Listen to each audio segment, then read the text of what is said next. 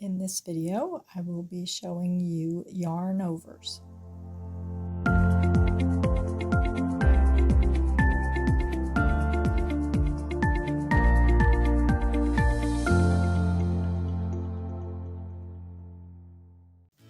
Yarnovers are made slightly differently depending on what stitches the yarnover sits between. There are two ways to make every type of yarn over. First, I'm going to show you the standard method for each type. The standard method keeps the right leg of the stitch of the yarn over and mounted in front. So I'll work a few stitches. A yarn over between two knits is made. First you knit the first stitch.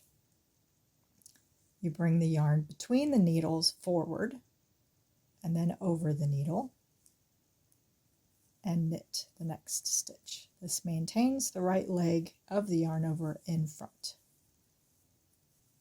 Between two purls, you purl the stitch. The yarn is already in front. It goes over the needle, around, and forward between the needles to purl the following stitch. This maintains the right leg in front. Between a knit and a purl, you knit the first stitch. You bring the yarn forward between the needles, over the needle, around the needle, and forward again in between to purl the next stitch. In between a purl and a knit, you purl the first stitch. You bring the yarn over the needle to the back and knit the following stitch.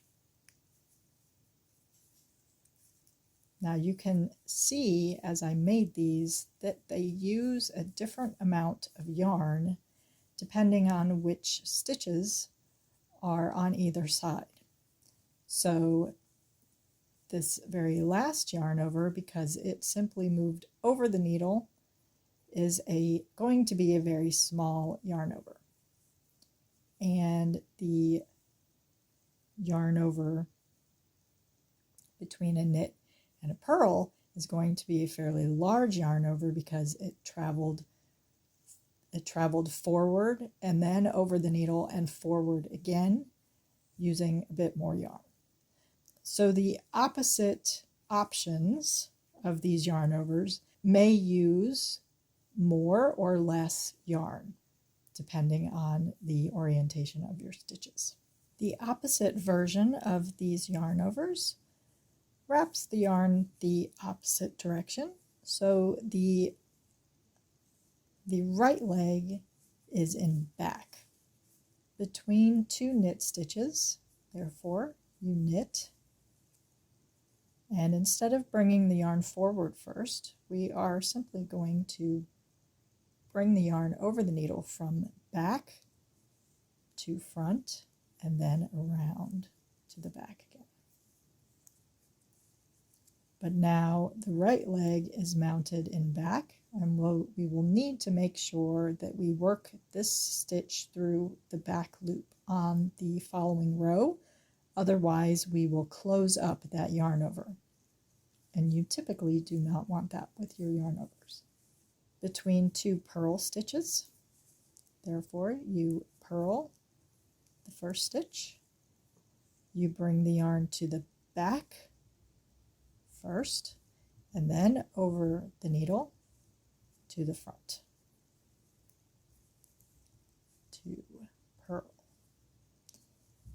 This uses quite a bit less yarn. Between a knit stitch and a purl stitch, you knit the first stitch and you bring the yarn forward over the needle and purl the following stitch. Similarly, This makes a very small yarn over unless you make sure to work that very loosely.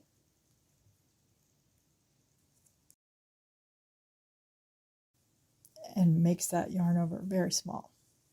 Between a purl stitch and a knit stitch,